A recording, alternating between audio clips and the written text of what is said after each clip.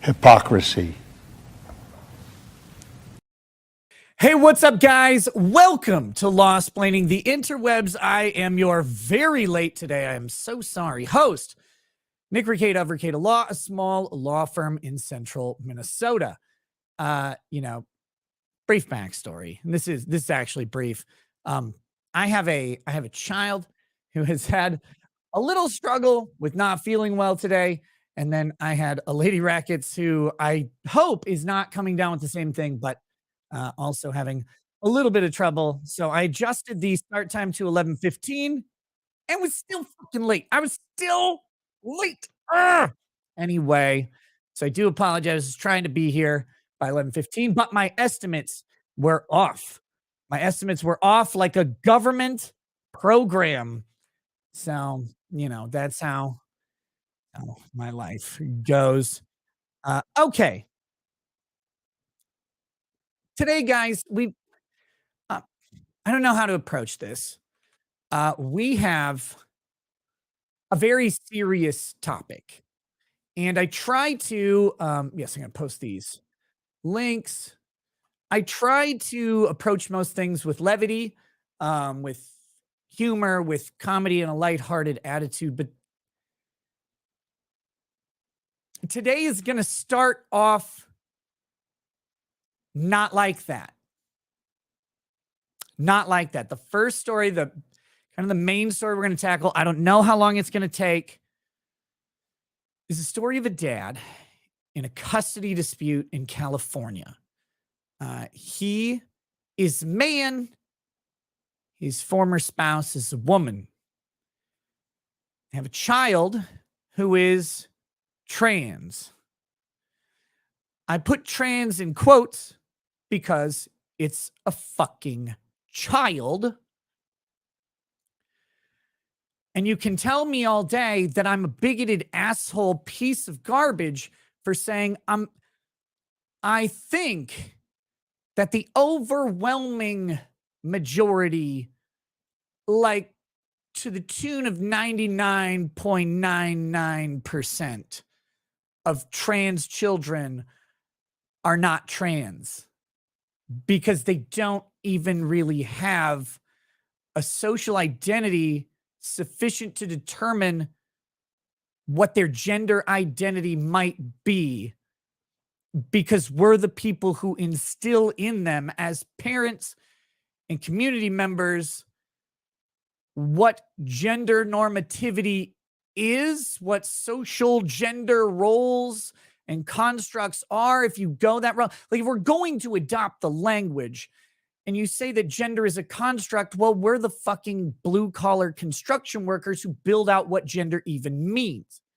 Now, I am willing to skeptically entertain the possibility that there are very rare instances where a child has gender dysphoria in a real capacity, that there is something. I'm not saying I accept it. I'm willing to skeptically entertain the statistical slim possibility that could be something. But the rate at which we are discussing trans issues for children across the nation, and the rate at which we're seeing the still rare category of trans children, is far above what any conscious look through history, human evolution, humanity, Christianity, Islam, Judaism, paganism, Zoroastrianism, whatever the fuck you want to talk about. We're at a level so far beyond where any of these things have ever experienced even the concept that someone would express that they are not the right gender. Now, we're not beyond the concept of individuals going into adolescence, into adulthood, through their teenage years, all of that, and having various identity crises where they don't feel like they fit into whatever social structure they're in at that time. Sometimes that is a school system. It may be as a clergy member. It could be in a business workplace. It could be in an industry. It could be in your community, your town, your county, your country, your state, your continent. It doesn't really matter because we do establish a varied sort of set of rules for how we all are supposed to act wherever we are. Like there's normal behavior and then there's aberrant behavior. And if you find yourself engaged in frequently aberrant behavior, you may not feel that you sit into the social society that you're a part of. Everyone goes through this with relative frequency throughout their lives. Apprehension over social identity is not new. It is not a rare human condition. It's an extremely ubiquitous one.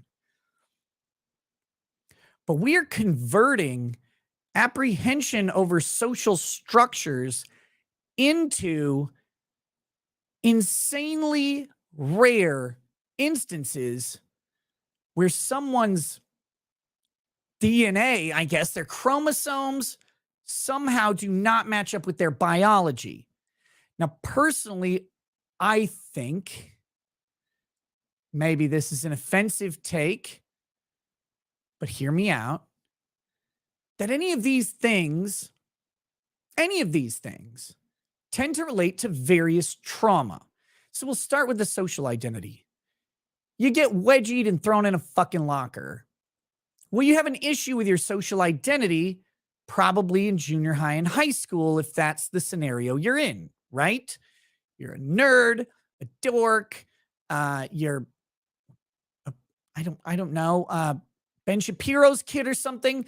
And so you get, that's me. That was supposed to be a joke about Ben Shapiro and I brought up his kid. I really don't actually mean that. I don't know anything about his kid and that's rude. That was uncalled for, legitimately. You're Ben Shapiro then in high school and your chess table gets thrown in the dumpster and peed on. Okay, so that's better. I didn't need to bring in his kid. That was rude. That was legit rude. I apologize.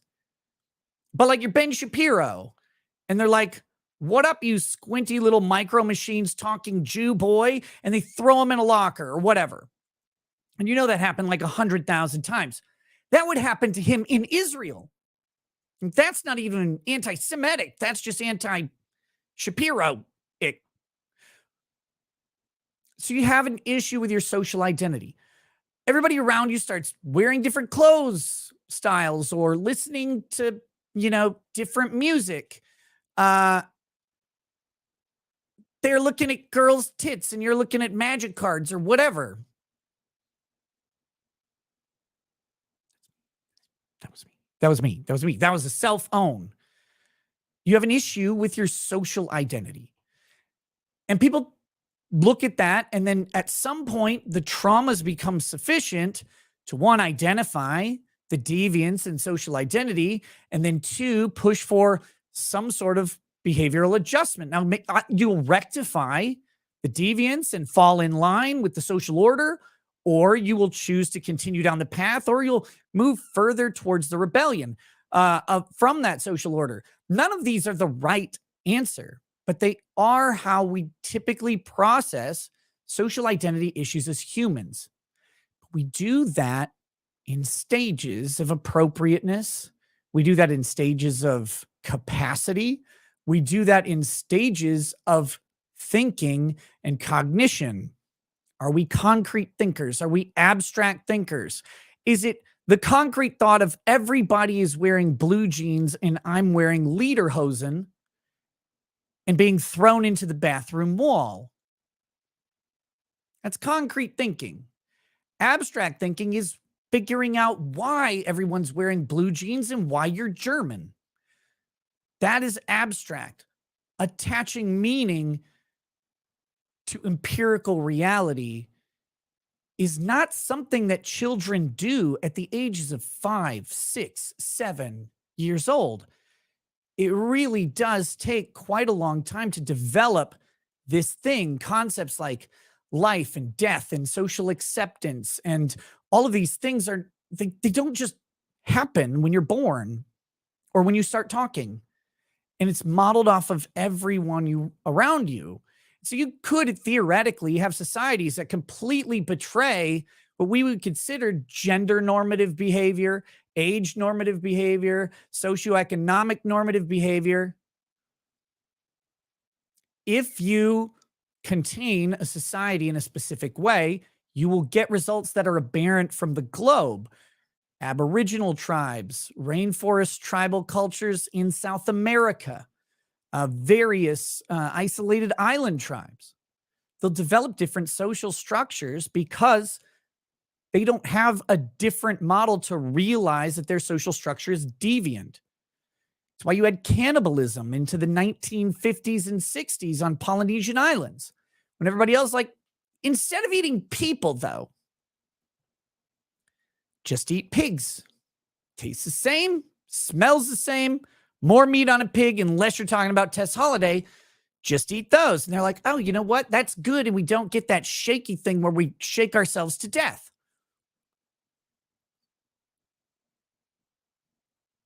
I'm doing the Michael J. Fox shuffle. Anyway, it takes a while for that communication to exist. Like, your culture is weird. This is a big change for them. But it happens on all levels and all stages of humanity, from the individual to the societal to the global spheres of influence. But getting back to my point, this isn't something that historically we have seen such abstract concepts as, what am I on the inside, happening from children who are not even 10 years old yet. Like, again, going back to the concrete thinking, as a boy, you're told that boys have certain body parts, shoulders, for example. And if you lack those, you have a gender identity crisis your entire life. But more importantly, a penis and testicles. And so concrete thinking child looks down and goes, I have this. I am category boy. I'm not trying to diminish the thinking capacity of children, by the way. To be very clear, I think children are way smarter than most adults. They catch things. That concrete level of thinking and the lack of the abstract, the lack of searching for meaning in every question allows them to just answer questions. If they have the knowledge or the problem-solving skill to put the basic structure of the question into a solvable puzzle, they can do it. Whereas adults will wonder what the trick is. Why am I answering these questions? Are they trying to get a certain specific answer out of me? Am I part of a social experiment? What is going on? Why is this person even talking to me while I'm shoving my face full of bacon at a Denny's? Kids don't ask that question. Don't do this. Don't do this. But hypothetically, you could walk up to children in restaurants who are sitting with their parents or whatever and be like, hey, what's 2 + 8? And they'll be like, 9 if they're not Asian. But if they're Asian, they'll say it's 10. And let me tell you what all of the multiples of 10 are. And let me tell you logarithmic base 10 functions. They'll just do it. They're not going to question why some person is asking them at a restaurant to do math. It's not really relevant. Can I do the math? I'll do the math. But if you walk up to an adult at a restaurant and you ask them to do math, they'll shoot you if you're in the inner city. Concrete versus abstract thinking. This idea now, going back to the main point of my introductory monologue, that everybody will complain about being too long. Sorry, no one's ever complained about anything being too long for me. To get back to the point, we're now seeing this epidemic in some ways. I don't know if that's the right word, of children who are concrete thinkers expressing abstract thoughts about inner identity at levels that are not recorded as being seen before. I mean, I can only go off of the history we have, but it seems suspect to suggest that no one ever would have thought to write this down. They're like, people have been trans forever, children especially, and no one wrote it down. That seems weird that that's the case. But we have this thing where concrete thinking, what? I'm going to step away for just a second. I'll be right.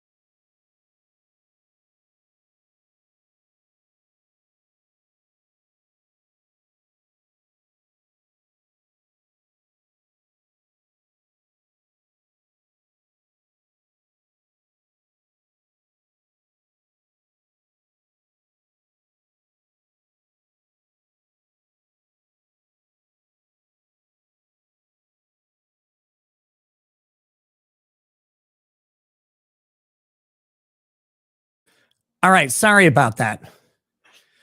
Right in the middle of it.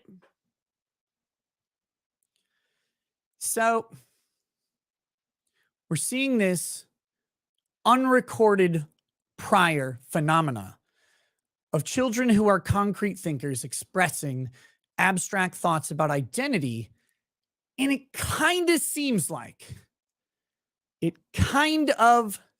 like to me that maybe there's a specific parental influence, because maybe it's not the children who are having abstract gender identity issues.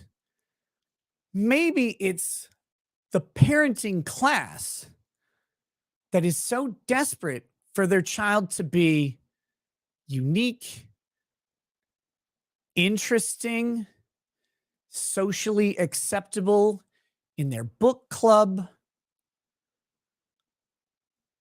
part of a movement, oppressed, whatever it is.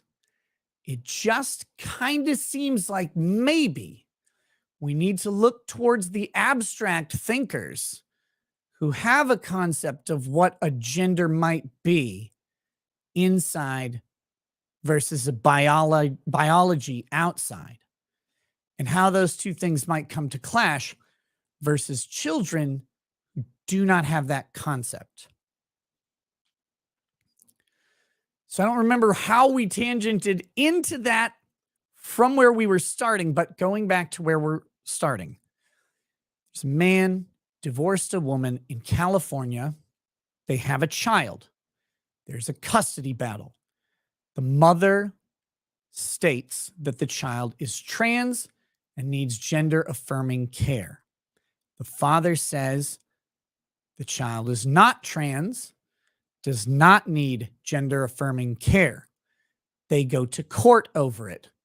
The court rules that the mother is not allowed to make gender affirming medical decisions without the father's consent. But California is a trans sanctuary state.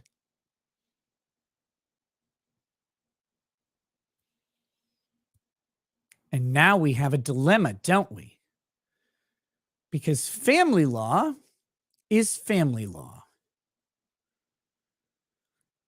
California's progressive ideology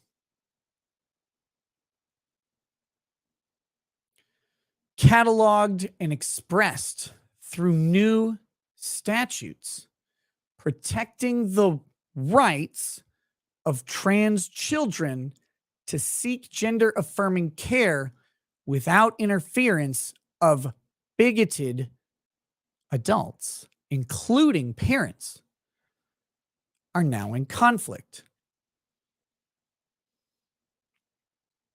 Now, this may sound similar to a case we've talked about. It's the case of James Younger.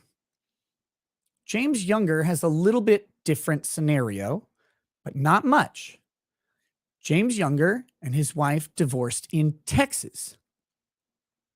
Or no, Jeff Younger. Sorry, Jeff is the dad. James is the child. Jeff Younger divorced his wife in Texas. James is their son.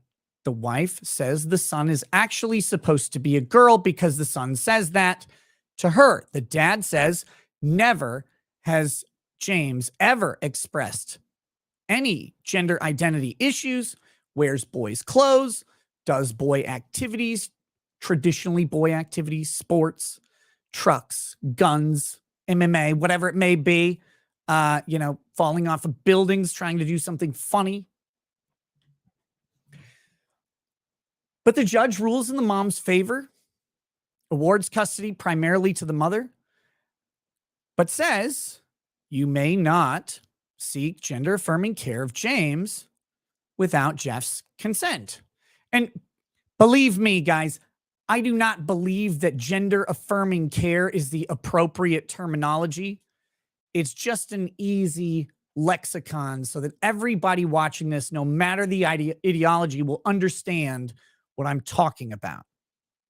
To me, if you have a biological male, gender affirming care would be to care towards the male biology. That's what I think it is, and that is why they adopted the expression. Make no mistake.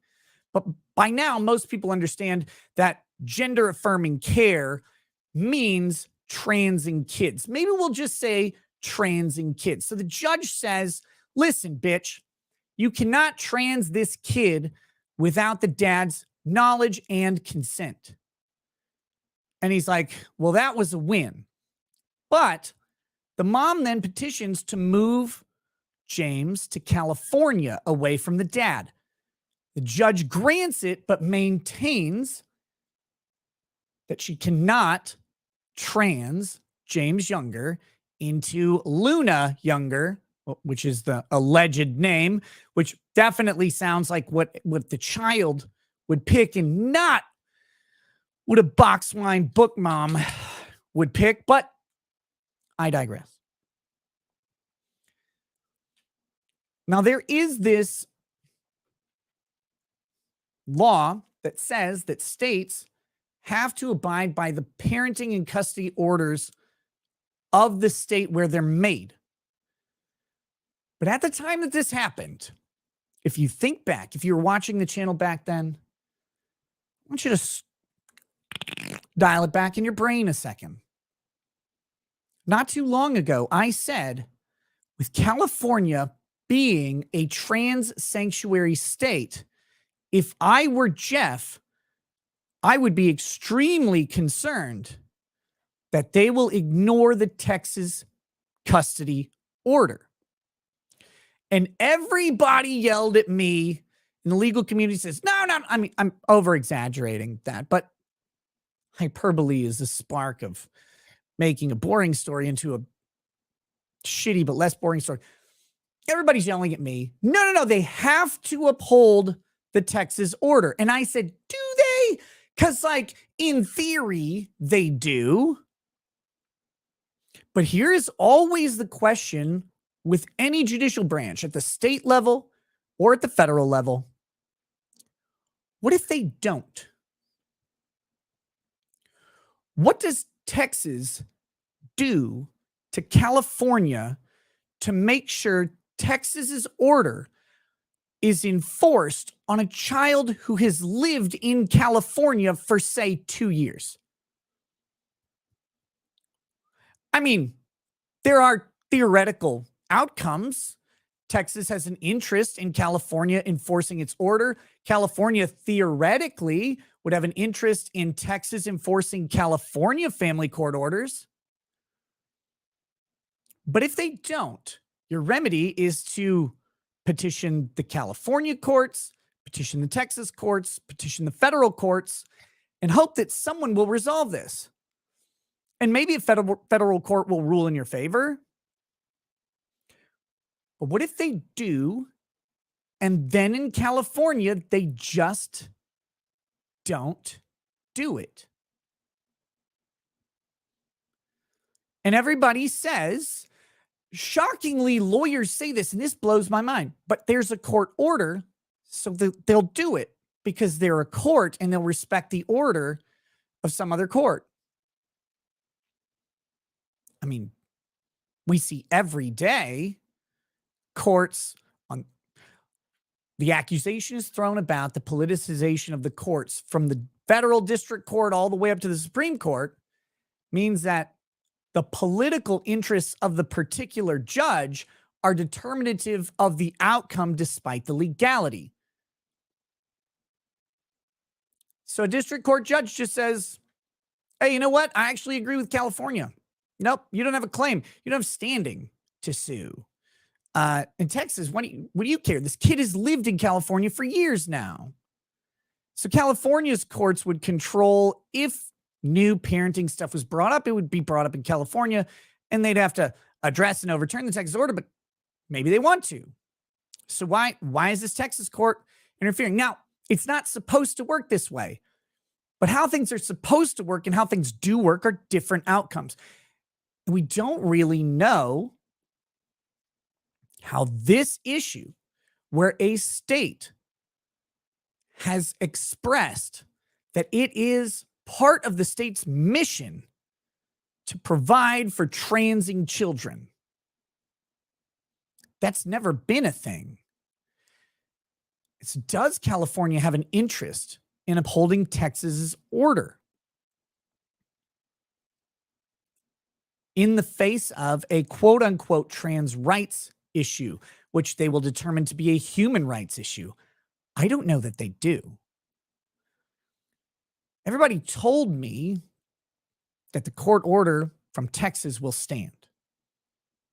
We'll see. Maybe we won't. Maybe it's not going to be James Younger. We don't know. We don't know. But the story today is not about a Texas child brought by one half of the relationship to California under a Texas custody order. This one is strictly in California. And though the dad has a favorable parenting order on the trans issue, it doesn't seem to be doing any fucking good. This should terrify everybody on this issue.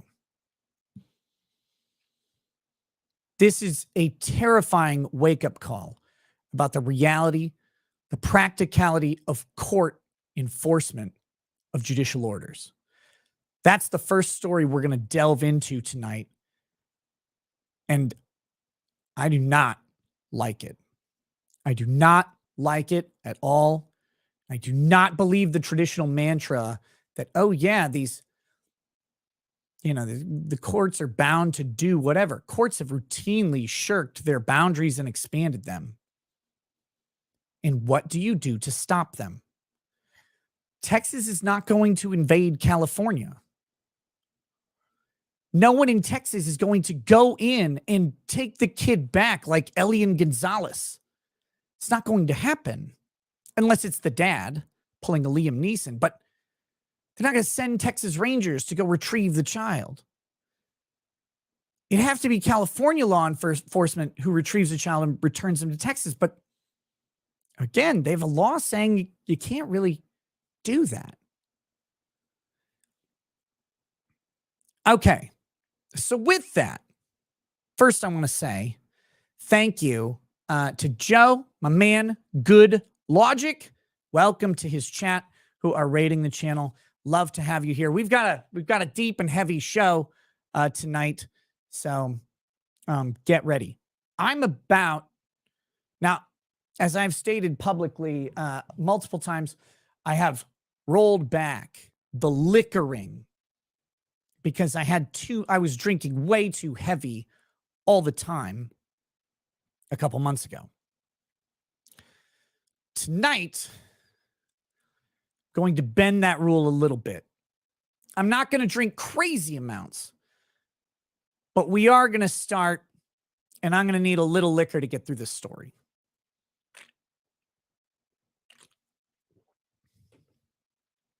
So just before anybody's like, oh, what's Nick doing? He's drinking more. I know. It's intentional tonight. It's intentional tonight. After that story, we're going to talk about the Trump indictment over January 6th that is coming. Now, we can't talk about the indictment itself because it hasn't arrived yet, but Trump has issued a warning that he will be indicted over the January 6th quote-unquote insurrection.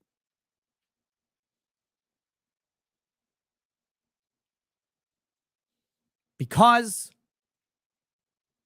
they got to do something, right? They have to add more and more disruptive charges to Trump. My personal opinion on all of this, which I'll restate as we get into it, is that this is a strategy to, one, reverse psychology Trump through the primaries, and then work on destroying him sufficiently with independents to make sure he doesn't win. I don't know that that's going to actually work, but I think that is a legitimate, conscious strategy. And I'm sure someone will call me a crazy conspiracy theorist on that, whatever, and that's fine.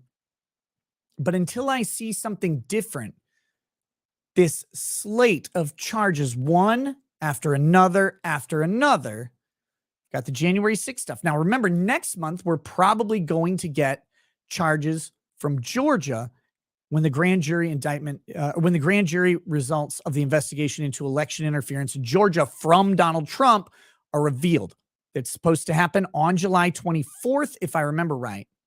And then we will potentially see action after that report is made public.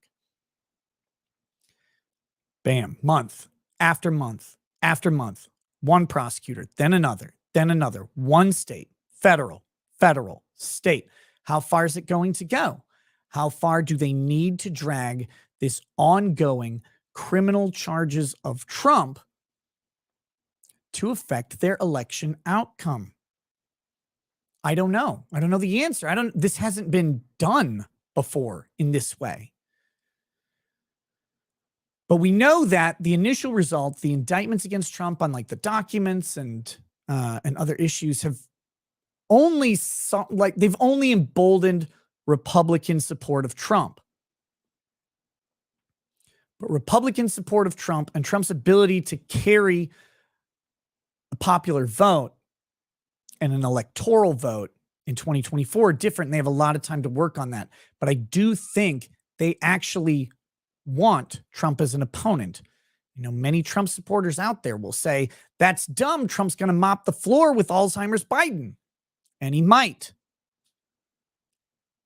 But they would have trouble discrediting a lot of other candidates. And they have a game plan to discredit Trump. Will it work is a different question.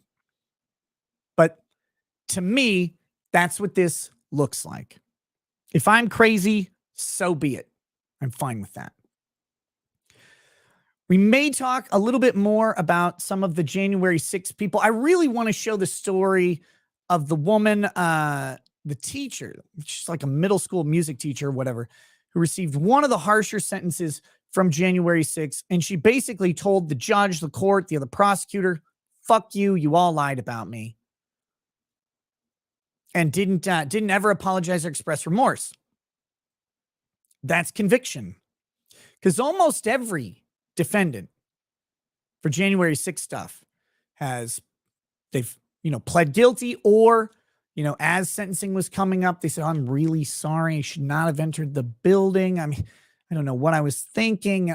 I realize I've damaged my country. And they've done the bitch up statement. They had to. Their lawyers all told them, you got to do this or you're going to be in prison for like a decade instead of a year. So you got to do the bitch up. You have to do it. Lawyers do this all the time. You got to do the bitch up. Like, but what if I believe I was right? It's like, look, you can believe you're right, but if you say that you're right, they're going to give you a harsher sentence because you're not showing remorse. So you got to do the bitch up to get yourself out of prison. Very common to see this, whether people believe what they say or not. Contrition in front of the judge is often there. And I hate it. I do not think that a sentence for a criminal act should be based on the judge's perception of some requisite level of remorse. But alas, here we are. So I want to tell that story. But then there's this new story that also dropped. Michigan has issued felony indictments for the alternative slate of electors. Now, again, whatever you think about the 2020 election is one thing. What people did and their perceptions of it are completely different. Happened in Michigan was an alternative set of electors was proposed because they claimed, I'm not making this claim, YouTube, every disclaimer you could ever want, they claimed that funny business flipped Michigan from one side to the other. So they proposed an alternative slate of electors to send to Washington, D.C. to give Mike Pence, I guess, the ability to read a different set of electors as the official people who would cast votes for the president. It didn't happen, but they have been charged with felony fraud to induce interference with an election, which is mind-blowing to me because I don't think that this was a fraud. I don't think it was presented as a fraud. I don't think that they were presented as the legislature's choice of electors. I do not think that anyone was under the illusion that that was the official list of electors. And I don't think it was intended to interfere with an election. I don't see what I would assume are the elements of this crime. Fraud has to be a knowing misrepresentation for the purpose of extracting value or causing harm. You have to intend these things to happen to have fraud. If you just misrepresent something, but you don't intend to extract value or cause harm, it's not a fraud. Might be a mistake. You might be civilly liable for negligence or something like that, but it's not a fraud. A fraud requires the mens rea of the criminal mind. You have to intend to do a bad thing. I'm not so sure that this group of people qualifies. Plus, I don't trust shit coming out of Michigan after the fucking kidnap Whitmer scam. So we'll be talking about that. There's some other stuff out there as well that we may talk about. And there's some funny stuff with like Sargon, his criticism of Nick Fuentes. Not really criticism, just his commentary about Andrew Tate and Nick Fuentes. I thought it was kind of hilarious. Sargon, like, very politely roasted Fuentes, but then the spasms coming out of like the America First Twitter crew were funny. They're very funny. Like the reaction to what Sargon said was great. But one of them really got to me, and I retweeted it because a person said in a couple years that Nick Fuentes will be the most powerful political figure in the country with an army of young men as his support or whatever. And I find that proposition baffling. I find that proposition very, very weird and strange. And I kind of wonder where it comes from that people think that there are people who allegedly believe that to be a true possible outcome. And then I'm led to the next question. I'm like, well, is it? So I don't know if we're going to get into that or not. It's kind of like an extra topic because it's very Twitter drama-y. And also, if you talk about Nick Fuentes or Andrew Tate or whatever, the mere act of discussing them is so polarizing. You can't have a discussion because you have to have a side on them, and whatever side you have is wrong for some number of people. We may get into it, we may not. Right now, I'm not super concerned about it. The main stories are going to take, I think, most of the time here. But with that, let me get some. I'm going to get this barrel bourbon, cask strength, New Year's Day, and we're gonna try that. Read a super chat or a Rumble rant over here on Rumble, and then we're getting into this New York Times story. Thank you for entertaining my opening monologue. I'm trying to make the opening where I introduce everything into more of a monologue structure when appropriate, rather than just rambling on. But I'm not good at starting a stream when the stream starts. That's ridiculous. Let's see. Voos Charlie says, Nick, please plug my Give Send Go. We make gift bags for families with children in the hospital. More details and ways to support at givesendgo.com/Gwen's_toy_chest. I love you. I will share that in all of the chats. People can go check it out if they want. And, if they want to support, they can do so. So thank you for sending that in. And also Matrix says, please take a shot for our children. I'll protect and defend her every single day. Thank you for that. What the hell happened there? Thank you, YouTube Studio, for not showing me the super chats that have come in. That was good. Okay, here we go.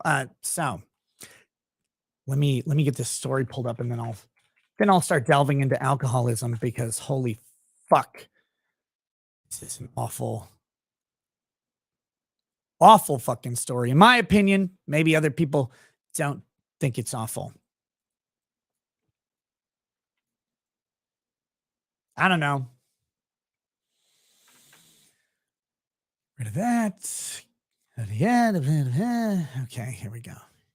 No, go away. Stop. Websites are insufferable these days. Pop-ups and drop-downs and fucking autoplay videos. Kill me. Inside a father's fight to save his son in trans sanctuary state of California. If you love your children, you need to flee California, state lawmaker says.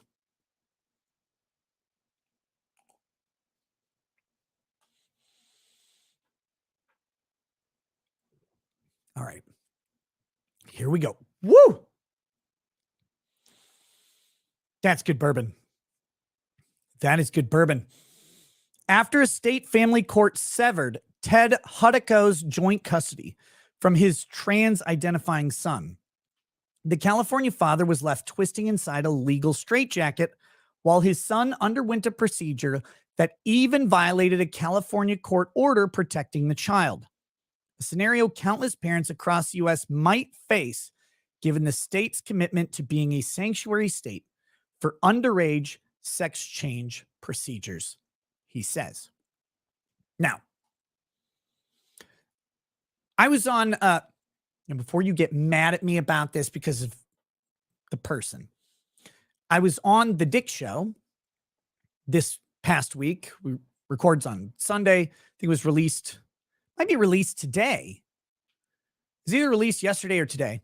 Anyways, I was on The Dick Show. And we actually reviewed a doctor who does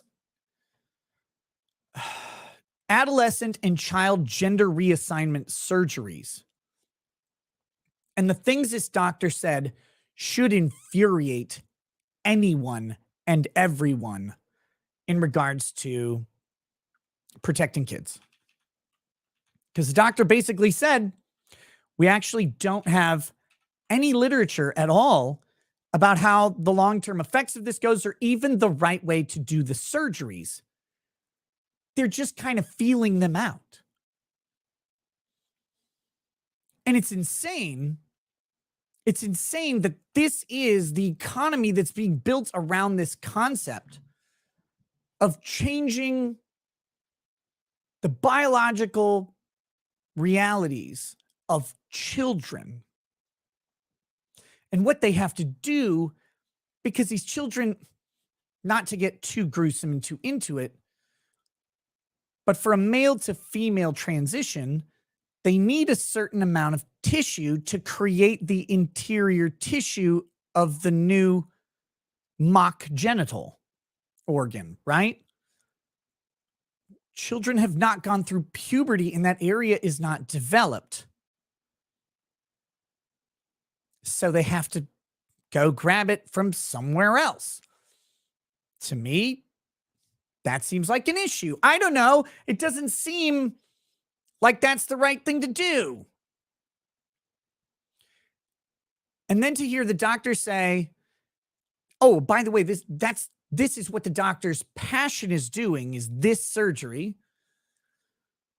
Because he's probably belongs on a fucking list that could go on a wall right next to the other maps.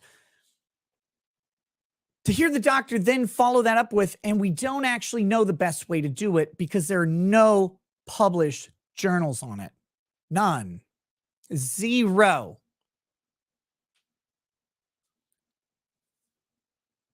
He also looks like he should be making someone's coffee and talking with a lisp. I mean, he talks with the lisp, but he should be making someone's coffee, not taking a scalpel to the sensitive areas of anybody. Okay. Sorry. Oh, but one more thing I wanted to bring up. California is not the only trans sanctuary state. Minnesota is also one, and I'm sure there are a couple others. Any place you can find a communist, you will find trans sanctuary states either existing or being on the way. It's something. Legal recourse for parents who object to, quote, gender-affirming care and seek to prevent irreversible bodily harm to their children seems all but impossible in light of systemic changes in California law, of which Hudiko's is a case study. The Bay Area father told the Christian Post that his plight is a harrowing example.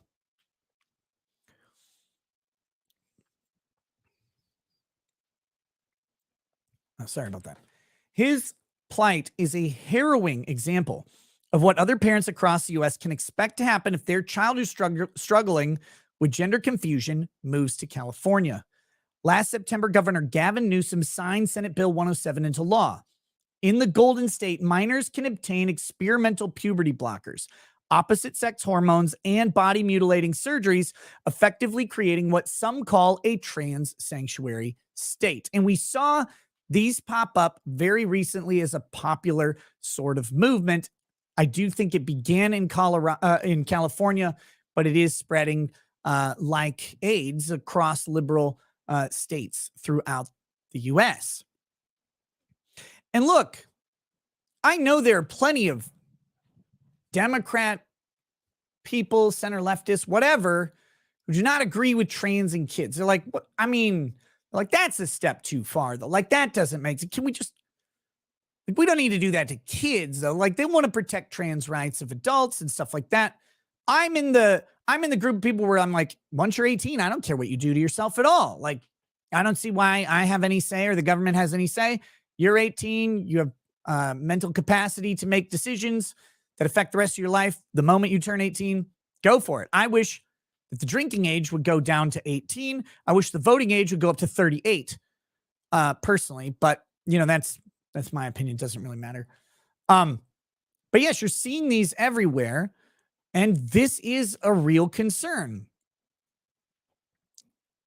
Particularly because it's not that The kid is doing it. We'll get into the details. Here we go.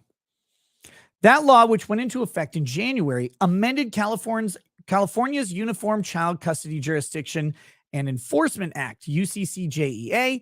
Changes to the statute permit California state courts to trump the jurisdiction of other states' courts where the parents might be prosecuted because harming children via chemical or surgical sex change procedures is prohibited. States that have passed laws protecting children from trans procedures or where state medical boards have ruled against allowing such medical experimental practices to be performed on children and teenagers younger than 18 include Arkansas, Alabama, Arizona, South Dakota, Mississippi, Utah, Florida, Nebraska, Montana, Indiana, Missouri, North Dakota, Idaho, Kentucky, Iowa, Texas, and Tennessee. Some of these states' laws are presently being contested in the federal court system.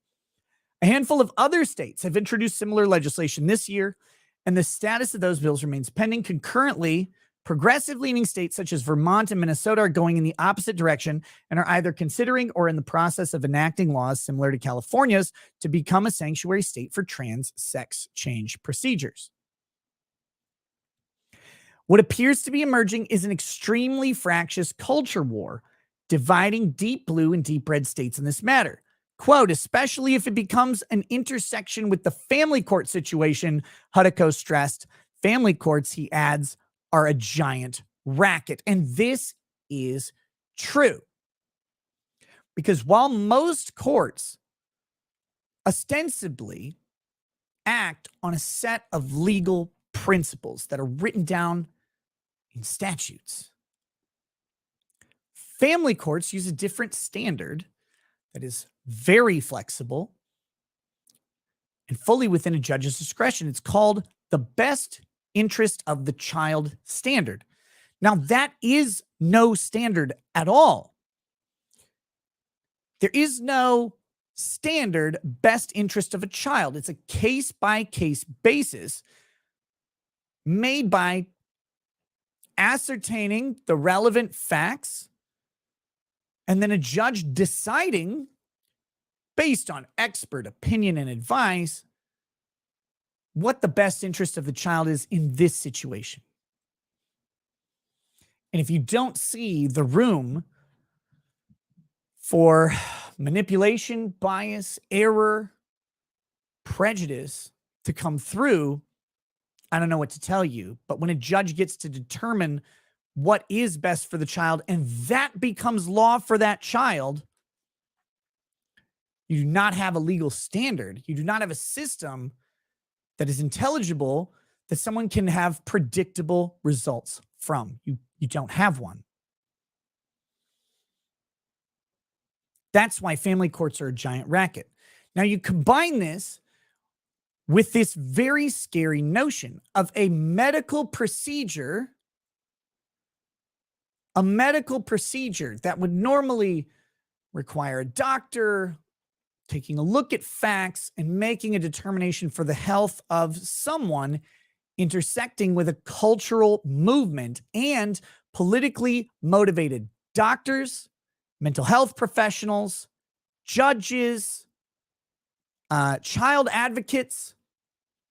All of these people's personal political motives come into play in a question that should purely be about the physical and mental health and well-being of a child.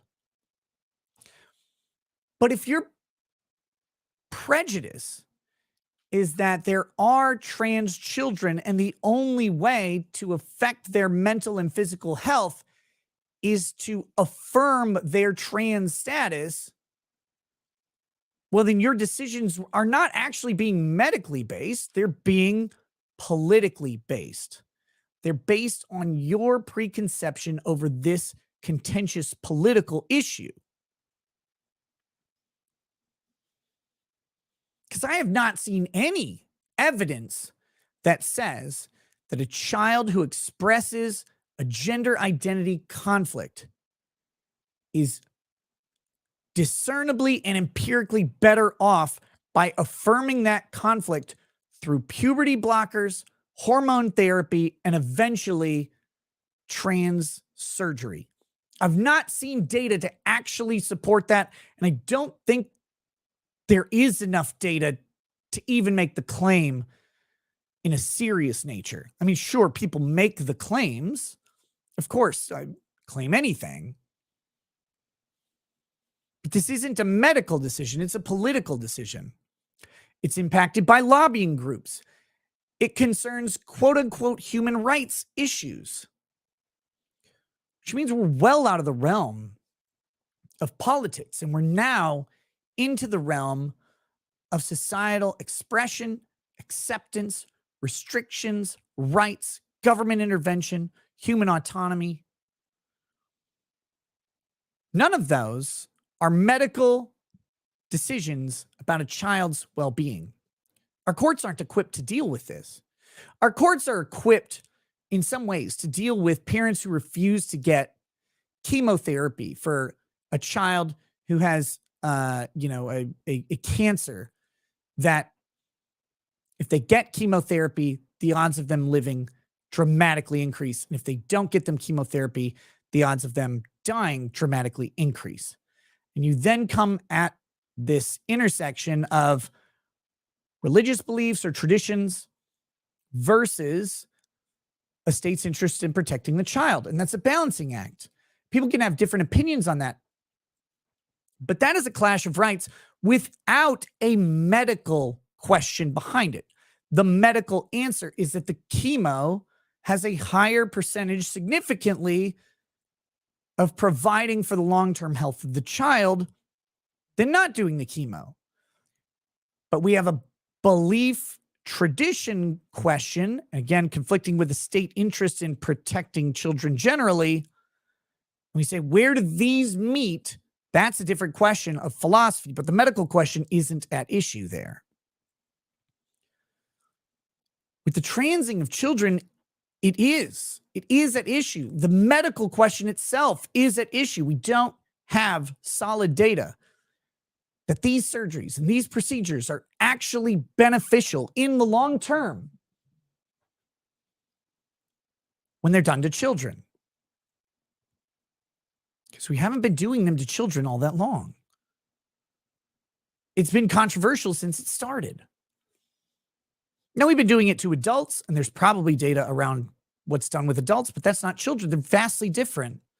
They've gone through puberty. They've gone through their socialization processes. They've reached the age of majority. They've gotten to make their autonomous decision to do it. There's no parental, there could be, of course, influences, but there's not a parent with legal authority to make these decisions on behalf of the person. It's way different than a kid. Let's see. Saint Dinnick says, Nick, I'm a California lawyer, Bay Area, do family law. Last week on one of my calendars of 18 cases, there were 2 with cases where both mothers were transing a child, both dads objecting. It's nuts here. Dude, I believe it 100%. It's trendy. They're literally trying to be on the next Bravo show, right? Real Housewives of trans, or like the real mothers of trans children, of Beverly Hills, of Atlanta, Georgia, of Pensacola, Long Island.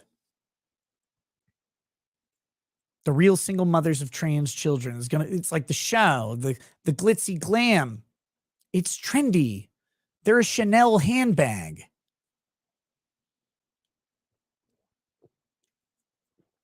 And it's gross. Hudiko has not seen his trans-identifying son, Drew, whose name has been changed in this report to protect his identity, for over 3 years. He retains shared custody of another son who does not suffer from gender confusion and has been forced to navigate the complex war of bar complaints against the attorney who represented Drew to facilitate a hormonal gender transition against his father's wishes. Good luck on the bar complaints.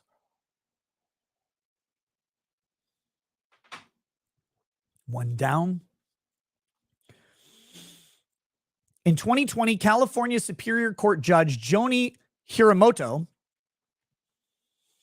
stripped Hudiko of shared custody of Drew following a contentious court battle. His lengthy ordeal was detailed in a 4,800-word investigative piece published in City Journal in February 2022 by journalist Abigail Schreier, the author of the 2020 book Irreversible Damage. Hiramoto happens to be the mother of a trans-identified child. So, you have a judge who is the mother of a trans-identifying child. Is that an issue in this case? Should that judge be determining the fate of a trans child? How can a judge who is the parent of a trans child make an objective decision to say that it is not in the best interest of a different child to be trans? My kid plays piano.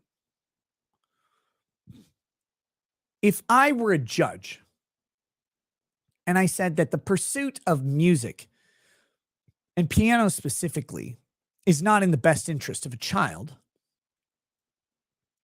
and then I went home, my kid looked at me and said, "Dad, what do you mean it's not in the best interest of a child to play piano? I play piano. Isn't that in my best interest?" Well, for you, it's not for anybody else. And that's a pithy, flippant analogy, but honestly, how can you do that? How can you make that? How can you claim that a judge that has a trans child can be objective on the issue of whether or not that is in the best interest of a different child? Because how can they say no? If they affirm their child's trans identity, and let's be honest, the most likely case is that Joni Hiramoto created her child's trans identity out of whole cloth. Let's be honest about what has likely occurred here. Critical to have that basis. But even if in the miracle that didn't happen, the child independently came up with this concept on their own, of course, how can the judge who affirms that child not affirm another child? Because in essence, they'd be disaffirming their own child's decisions, their own child's condition, identity, personhood to them. But the story goes deeper than the judge.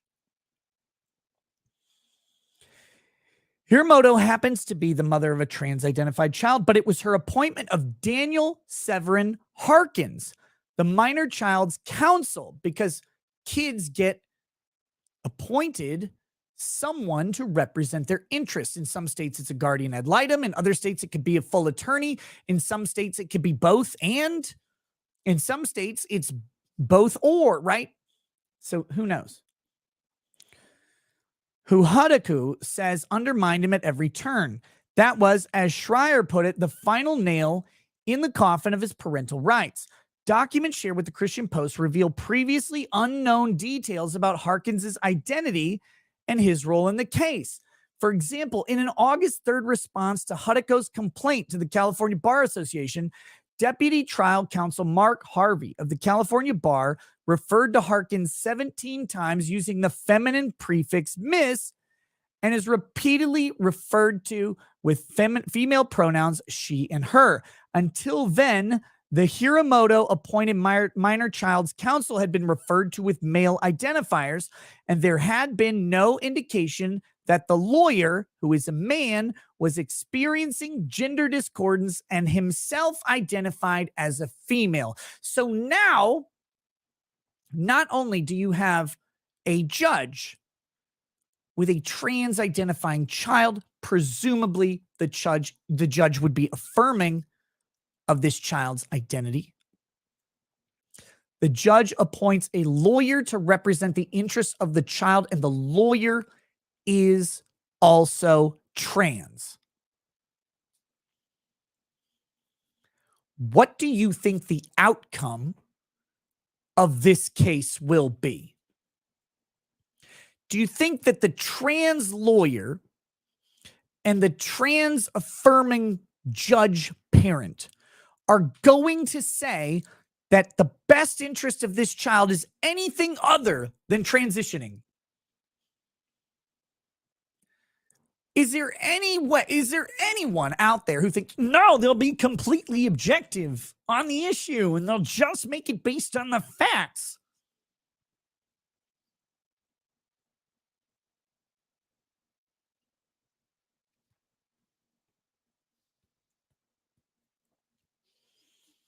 Of course not.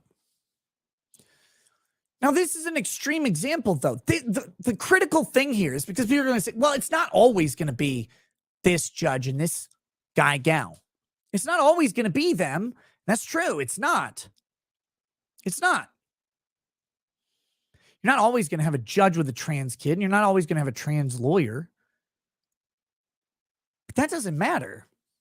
It's not about what they are, who they are. It's about what's up here in regards to the issue. If you have politically motivated actors answering questions of a child's well-being based on their political doctrines rather than the child's medical needs, you have the same issue whether they actually have a trans kid or are actually trans themselves. Now, plenty of people who are not trans who are so bloodthirstily gung-ho on trans issues that I can't trust what they say about them because I know they're motivated by their personal bias. Plenty of people would accuse me of the same. They may be right, they may be wrong. It doesn't matter. I don't deal with this issue, so it doesn't matter to me. But I'm sure you're not going to convince a California mom who thinks their child is transitioning to listen to me on the issue. That's not going to happen. They're going to be like, no, he doesn't believe in this, so therefore he can't know.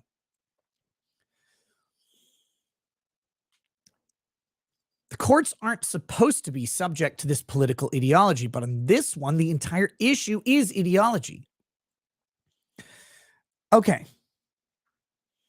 Harkins did not respond to the Christian Post's request for comment. In response to Christian Post's questions, Christian Post, do not use the acronym CP to describe yourself. Please just don't do that. Like, why would you can you think for just a second? Do you remember all the priests, man? Don't do that.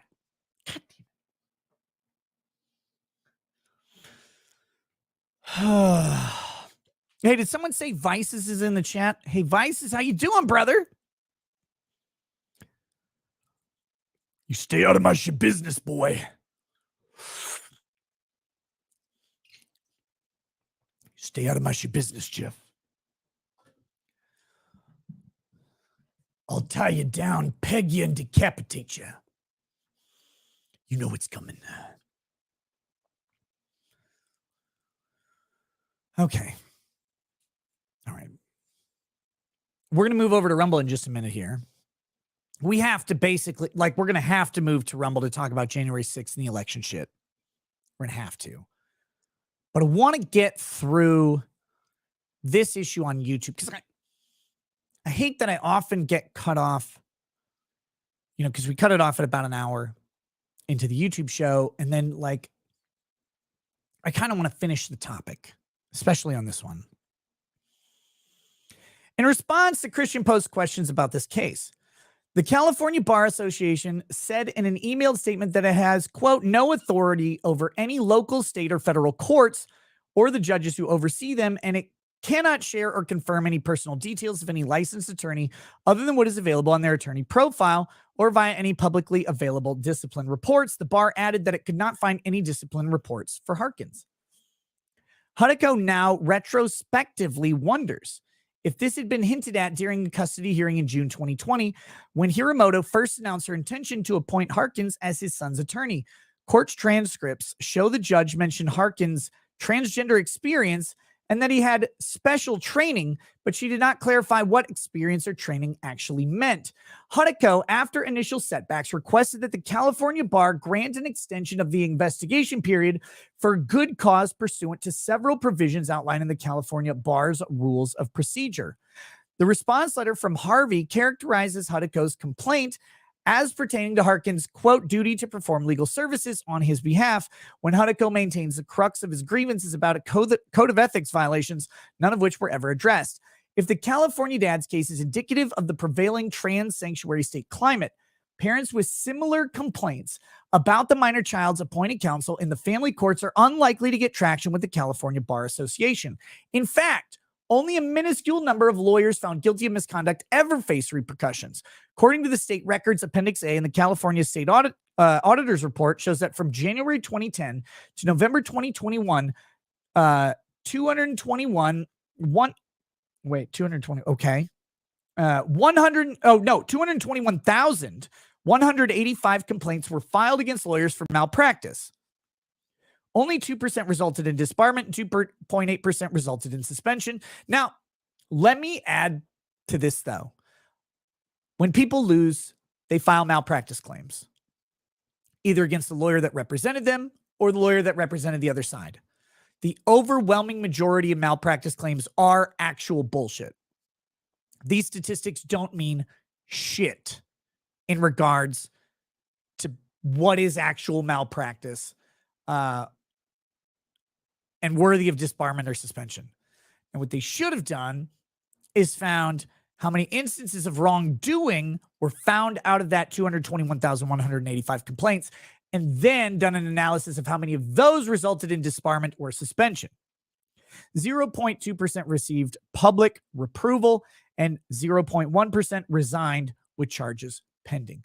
But look, I have had 56 ethics complaints filed against me, all of them filed by drooling retards with no idea what an ethics violation is and no actual instance of ethics being violated. It's just people mad about what I've said. And David Schneider, who's a retard.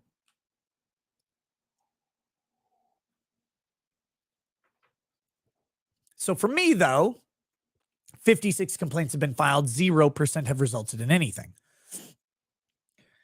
Now is where we get into the really troublesome part. A surgery that violated the court order. And this is where the crux of the issue lies. Okay, so they didn't discipline the lawyer, blah, blah, blah, blah, blah. What happened, though? Where's the story? Why does this matter? While going back and forth with the California bar over ethics questions, Hutiko was astonished to find a nearly $210,000 bill that had been charged on his insurance statement in October of 2021. He subsequently confirmed with his ex-wife that a hormone-blocking implant had been placed in his son's arm and that his son had also started taking cross-sex hormones, both of which were administered without Hutiko's knowledge or consent. Unlike other hormone blockers, which can be injected or taken orally, the hormone-blocking implant was inserted into Drew's arm via a surgical procedure in August 2021. It was thus a violation of the court's order. Now, it is important to remember the context of why this matters is that there is a court order that says that she cannot do this. She can't do this. She cannot do gender transitioning surgeries. Can't pursue this course of treatment. Mistreatment, if you ask me.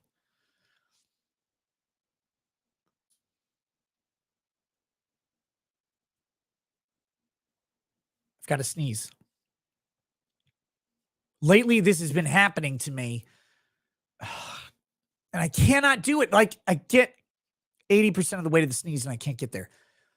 For just a second, though, I would like to know what Montegraph thinks of his attorney, David Schneider. Absolute retarded attorney. Oh, okay, perfect. I agree. All right. Section 7B of a follow-up order dated August 26, 2020. where the court awarded sole temporary legal custody and physical custody of Drew to Hutiko's ex-wife, a restriction was included specifically that the boy, quote, will not be permitted to undergo any gender identity related surgery until they are 18 years of age, absent a written agreement by both parties. According to medical records reviewed by Christian Post, 4 different types of blockers, also called gonadotropin-releasing hormone agonists. Now, if I remember right, gonadotropin is a fertility drug that causes increased egg release from ovaries, but maybe it's something just close. Doesn't matter. Were discussed at the clinic where his son was treated, the Child and Adolescent Gender Center of UCSF, University of California, San Francisco, Benioff Children's Hospital. Leuprolide acetate, Lupron, and triptorelin are injections, and spironolactone is an oral tablet. By contrast, the subcutaneous implant, histrelin acetate, requires a surgical procedure. The surgery to insert the hormone-blocking implant occurred months before Hutiko realized it had happened when Drew was 17, violating the court order. Its contribution to the child's eventual sterilization might also violate the California Family Code, Section 6925B1, which does not authorize a minor child to be sterilized without the consent of the child's parent or guardian. Now, the complicating factor of this is, of course, that the mother had temporary legal custody, sole legal custody, which means she is the sole decision maker in medical decisions, subject to the one restriction on gender surgeries. However, if she has sole legal authority, then she gives the consent. They maybe don't violate the statute. They don't violate the statute. Actually, they definitely don't violate the statute. They violate the court order, which is a completely different question. That law has been upheld and reaffirmed in several state court cases, including in American Academy of Pediatrics versus Lundgren, a 1997 case that centered around an underage girl obtaining an abortion. California Supreme Court also held in that ruling that the disclosure of medical information to a child's parent was minimal and necessary and did not impede on the underage girl's decision to have an abortion. Similarly, in a 1978 case that reached U.S. Supreme Court, Stump versus Sparkman, the decision held that regarding the sterilization of a minor, not only is it appropriate, but it's also not protected by judicial immunity. By this established precedent, while Hiramoto is immune since she is a judge, Hutiko maintains that Harkins is partly culpable and thus subject to further recourse, given that his underage son's sterilization was enabled. And this, think about this. Think about this. A judge's political motivations, supported by appointed counsel by the judges, same aligning political motivations, bias heavily towards one party's interests in this case, results in a permanent sterilization of a child who does not have legal capacity to act in their own interests. And there's nothing you can do against the judge. And there may be nothing you can do against the attorney.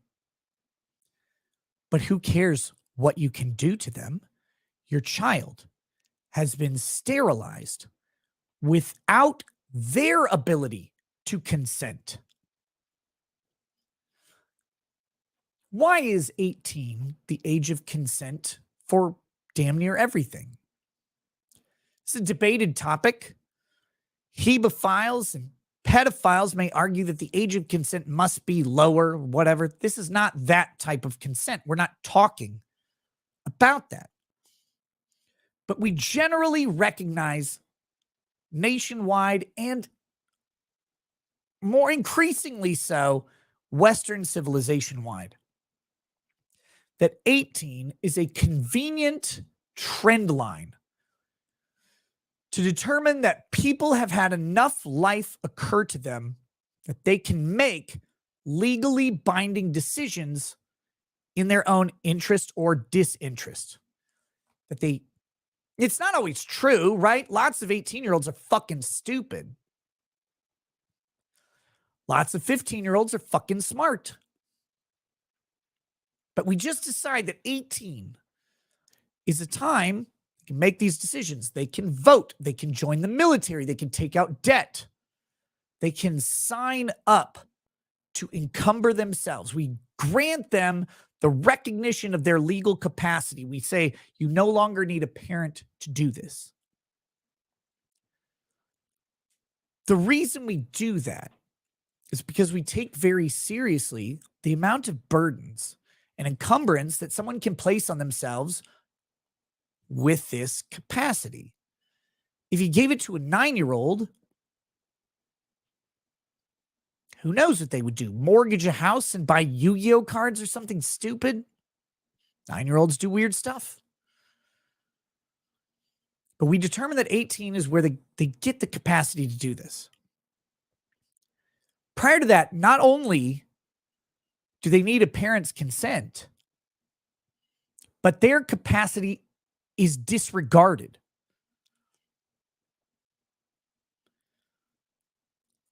Their capacity is irrelevant. This child, now, I'm not going to suggest that if the child goes in to get the surgery, doctor's like, all right, we're going to put this implant in you to give you female hormones. And the kid's like, yeah, I don't actually want this. The doctor's going to go through with it. Although there are some that do, for sure. But technically, the legal aspect is only on the mother and her capacity to make the decision on behalf of the minor child, even when they're 17, even when they're close, because that's the way we've structured the legal system of consent. Legal consent. Again, not talking about sex stuff, you fucking weirdos. What Drew wants becomes irrelevant. And actually, what Drew wants is subject to persuasion by everyone involved, because the mother's consent is what matters. See, when Drew's like, I don't know if I want to go through with the surgery. And I have no idea. Like, Drew may have been like, yes, pump me up, daddy. Like, I don't know what Drew said. I have no idea. But if Drew said, I don't want this, the inclination of a gender-affirming care hospital, a gender-affirming mother, a gender-affirming advocate, a gender-affirming judge, presumably gender-affirming nurses, doctors, reception staff, everybody would be inclined to overcome Drew's apprehension and objection and promote the idea that the gender affirmation was the right choice, because it's not a fucking medical decision anymore. It's just goddamn politics and ideology. It results in permanent destruction of one of the most innate and critical aspects of our humanity. I do not go on to suggest that you have to have a child to be a full human. I do not pass judgment on people who cannot, for medical reasons, or choose not to, for personal reasons, have children. Your life, your decisions, your burdens. I'm just saying, part of what makes us who we are is the ability to pass our genetic lineage down. And more importantly, in my opinion, to pass our cultural understanding to the next generation. And the most effective way for anyone to do that, again, in my humble Polish retard on the internet opinion, is to take the reins of someone's life and raise them up in your own image, in the way that God has allegedly created us. Call it my traditional Christian or Catholic belief. Call it my cultural indoctrination. Call it my right-wing ideology. I believe it is incumbent upon us to do that And the best way to do that to the next generation is to actually have them and raise them, to give them our values, to preserve our ideology, our thinking, our traditions. To steal that from a child who doesn't understand the critical value and importance of that aspect of identity is to steal from them their adulthood. It is to steal one of the critical options of identity from them without their consent, without their input, without their best interests in mind.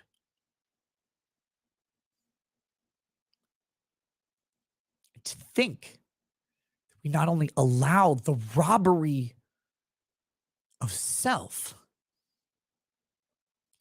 the pillaging of offspring, not only do we allow it, but we have codified laws to facilitate it, encourage it, and protect the thieves of humanity from the judgment of the society that suffers under their rule.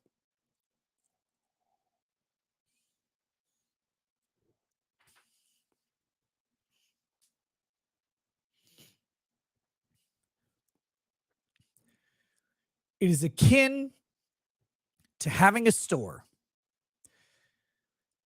and not only allowing the theft of merchandise, but to put a sign in front that says not only will thieves not be prosecuted, they will be welcomed here. They will be assisted in the thievery. And the people bearing the burden will be anyone who legitimately buys a product will be charged more to compensate for what you decided to take. No, that's a cheap analogy.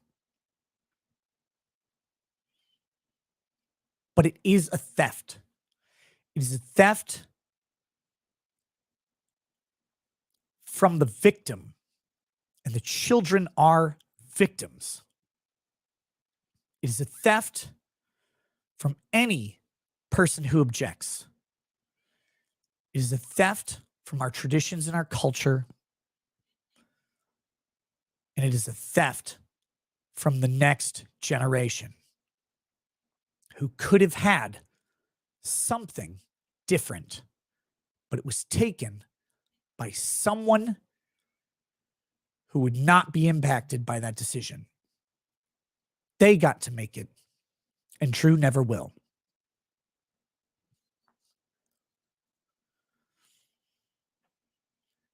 And I cannot imagine the monster I would be to take any of my children and remove their ability to produce offspring that they have the opportunity to love in the way that I love them.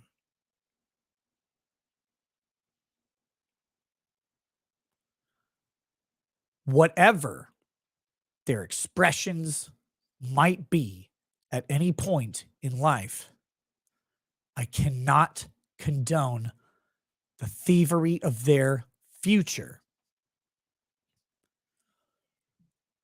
I will force them to make that decision on their own. And the fact that we have states willfully and gleefully taking that away from people is fucking reprehensible, and is something that the Supreme Court long ago found to be an unconscionable infringement on human rights. Sterilization of inmates used to be a common practice in the United States, and it was shut down by the Supreme Court because sterilization is so fucking offensive to the idea of a free person. And here we are, building a system, a sterilization factory for children who don't have the capacity or legal ability to fight back.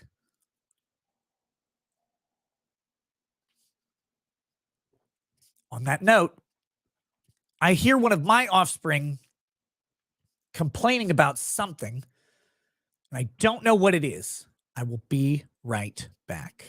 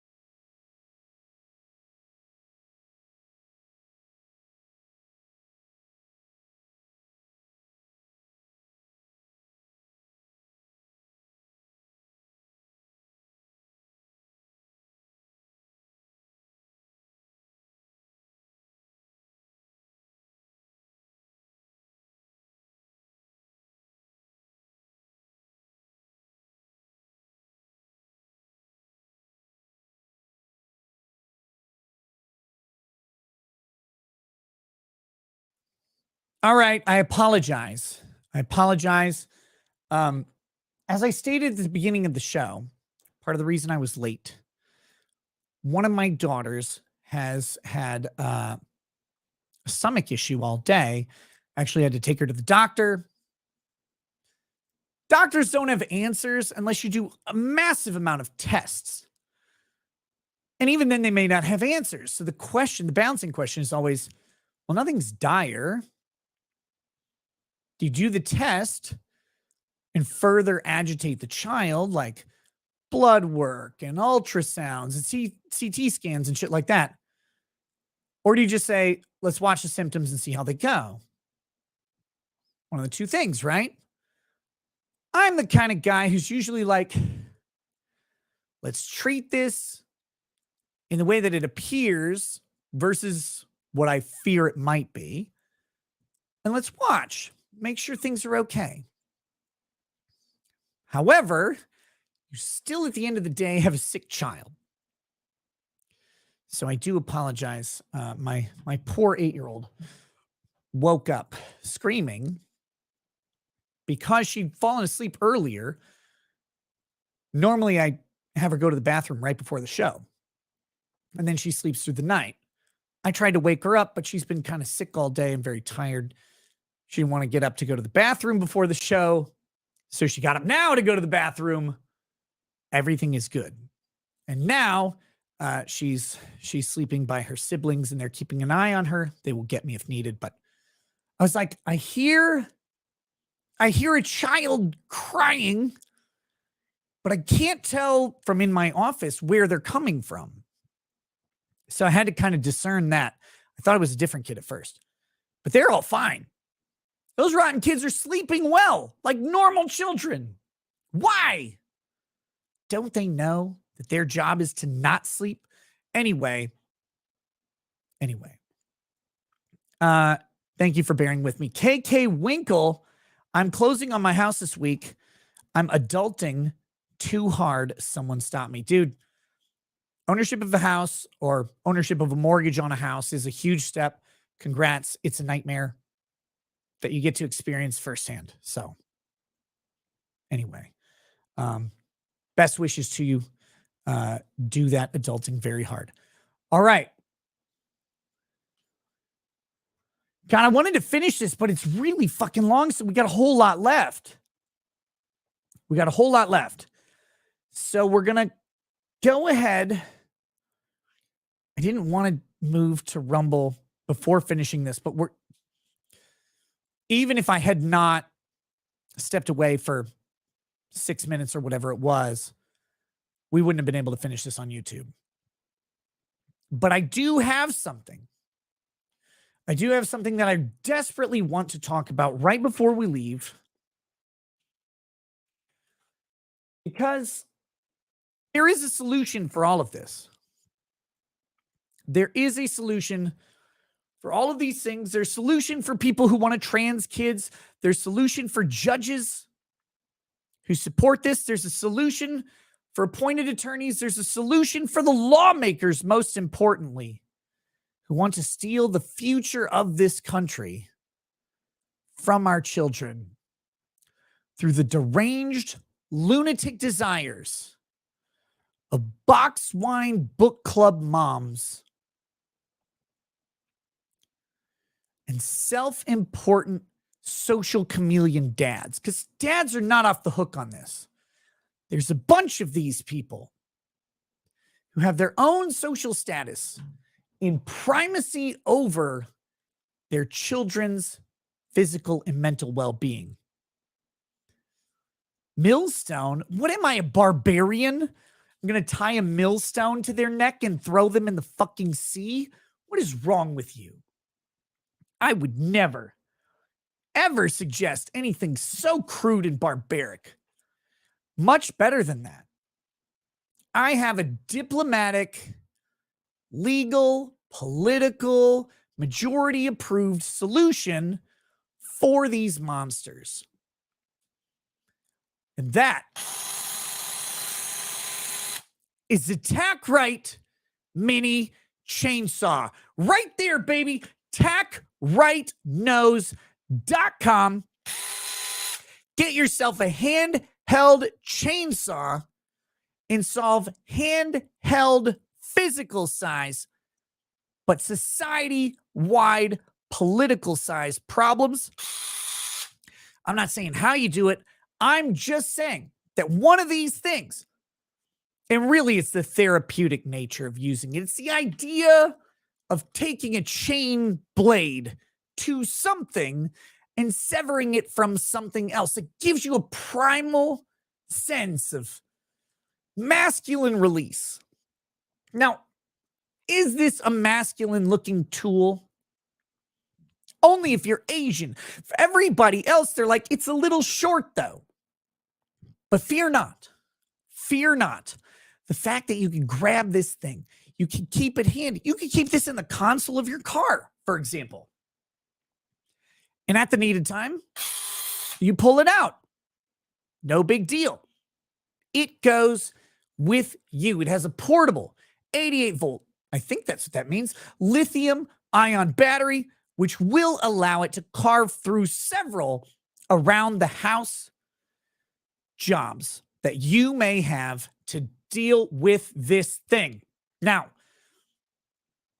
I can't advocate using this on any human body part like yourself. That's crazy. Very dangerous. You don't want to do that.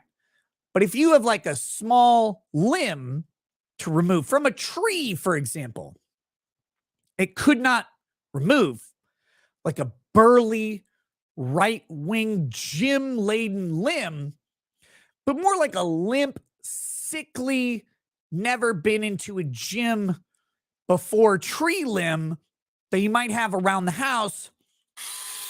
Just chop that fucker off. No big deal. The Tack Right mini chainsaw is there. Look, some big problems don't require big tools to produce big results. It's about using the right tool for the right job, and the Tack Right mini chainsaw is exactly how you do that. So you go to tackrightnose.com, which is listed in the description of this video.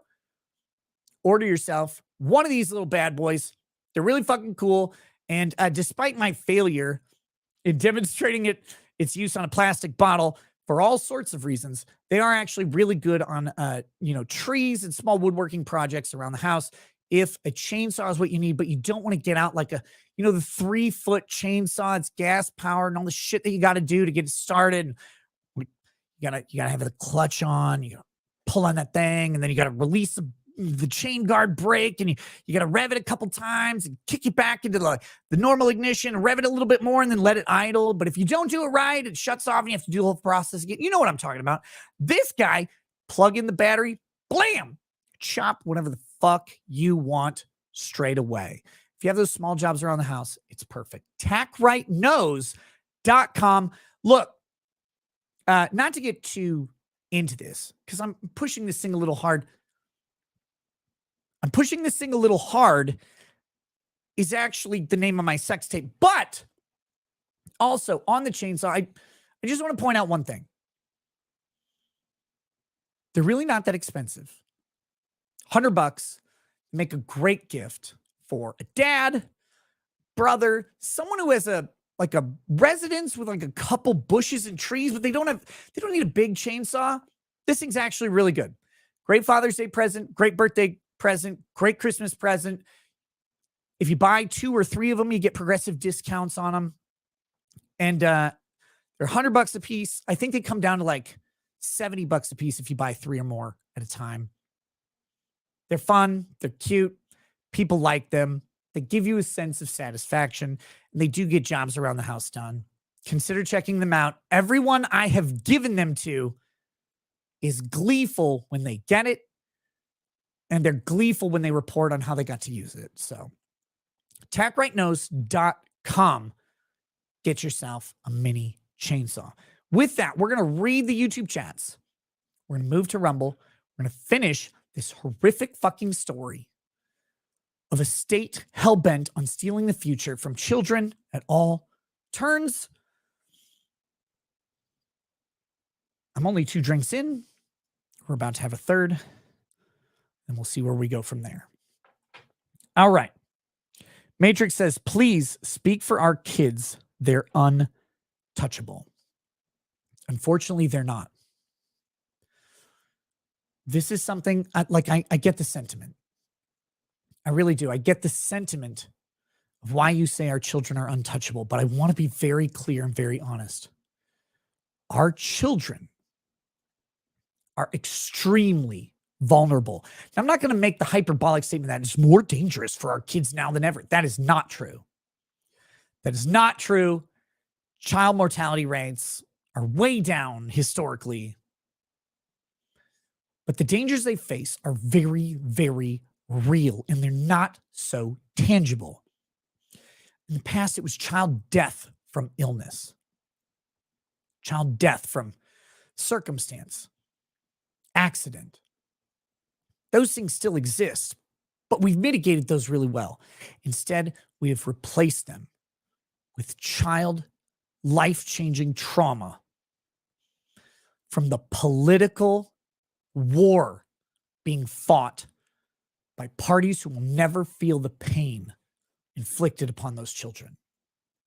It is not more dangerous now than ever. But to ignore the danger that children face from our institutions, from our governments, from our law enforcement, from our teachers, from their counselors, from their very parents, and the political delusions which override their interest in preserving their children's health are very fucking real.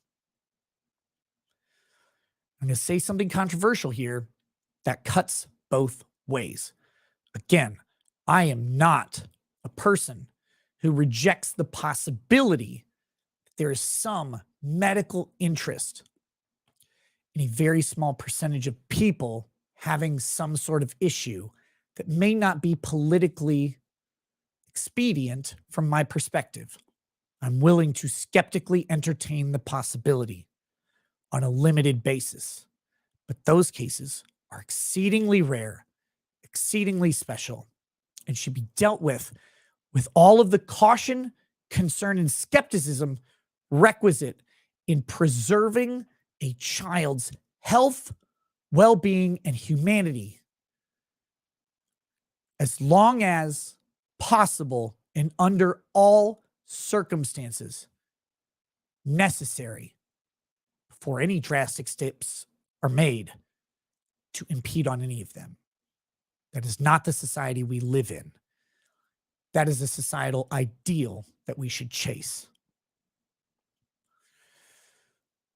Nazir says, didn't vet his wife. Would you fight or take the L? This is such a hard question. It's really easy to say, I would fight. It's really easy for any of us to say we would fight. And if I'm being honest, I think I would. But I do not have a wife who is interested in transitioning our children. I do not have a custody battle where my access to my children is on the line, where all of my assets are on the line, where my children's well-being is on the line. I don't have that, thank God. I do not have to make the types of decisions to defy a society hell-bent on harming my children, but putting my own liberty at risk, putting my own career, life, social network, everything at risk. I don't have that dilemma. And again, thank God I don't. Thank God most of you don't. But I can say with confidence what I know about me, what I know about my dedication to my children, for all of my failings as a father, as a man, whatever, because none of us are perfect. And I'm the harshest critic of myself. No one holds a fucking candle. I can say with confidence that the lengths I would go to protect the integrity and future of those children are things I cannot fathom. They're beyond my comprehension. and are things that could only be made. Sorry, I didn't mean to click that. In the heat of decision making, and would always be made with their interests taking priority over mine. And I think the vast majority of mothers and fathers out there would say the same thing. And the reason I think that is because if you're a mother or a father, you already do. It's just the decisions that you make day to day seem trivial.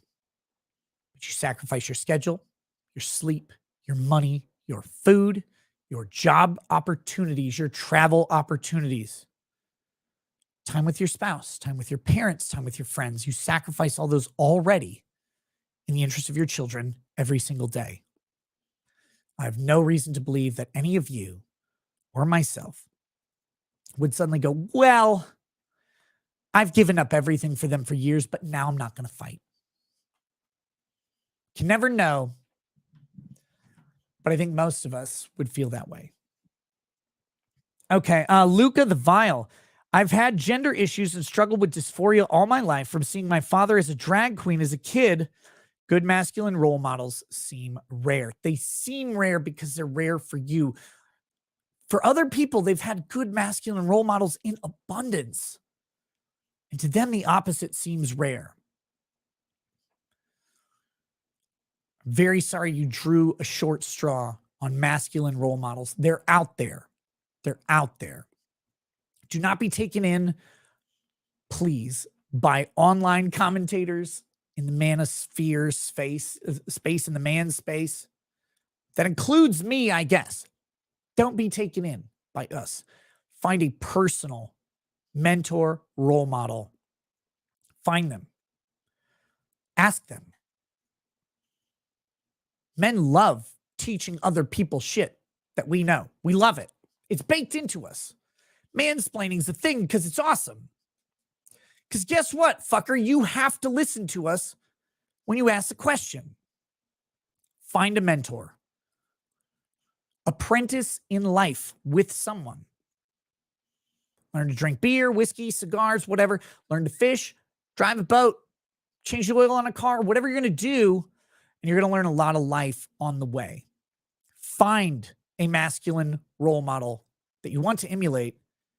Say, hey, man, can I hang out? My dad kind of sucked.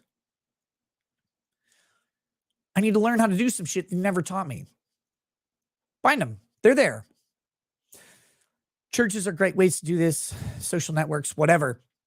Don't listen to online commentators about it. All of us are functionally retarded, which is why we're online. Seize the Day says, thank you for being a voice. Truckers tried to speak up. And then they said, maybe parents trying to be accepted, a movement, etc. Yes. Again, parents are sacrificing their children's dignities and futures for their own social interests. And it's disgusting to me. Chris Chan says, Vito is attacking Rumble and Ralph is dumb. Let's see. We've got Sard Zero says, the first stream I saw with Joe was great. Lots of drinking and Joe going, blah. Amoeba says, keep up the good work, brackets. Potentially Criminal says, oh, he will have all kinds of young men around, referring to Nick Fuentes. Ash Ukihime says, hello, Nick. It's been a while. Yeah, what's up, Ash? I've been busy working a lot. Can you wish me and my sis a happy birthday? We have the same birthday. Can you drink one for my dad? Makes another year since he passed away. Thanks. Yes. Yes, I can. Your lucky day. Not really. My lucky day. This is a drinking day. Because the subject matter always makes me mad.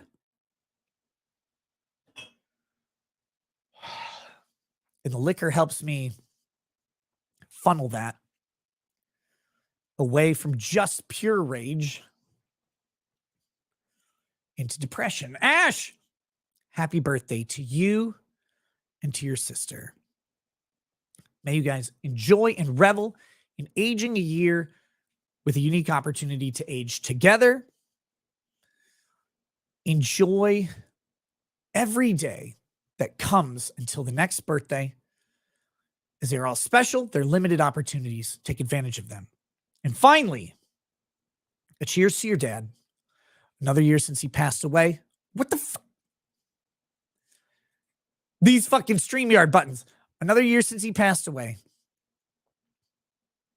And another year that his lessons, his mentorship, his integrity, and his values are not forgotten.